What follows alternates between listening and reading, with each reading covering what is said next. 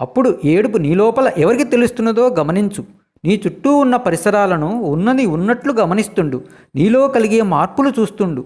నీ ప్రతిచర్యలు, నీ రియాక్షన్ చూద్దాం తల్లి. చూడు తల్లి.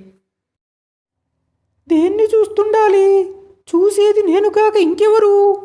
నువ్వు కాదు తల్లి, లోపల మనసో ఏదో ఇదంతా తెలుసుకుంటున్నది కదా అది. అవును గురువుగారు, అదేమిటి?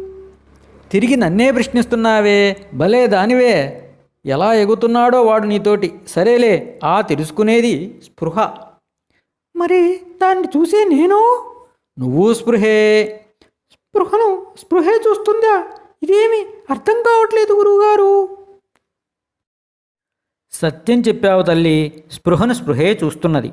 ఇది అర్థం కాదు అంటావు.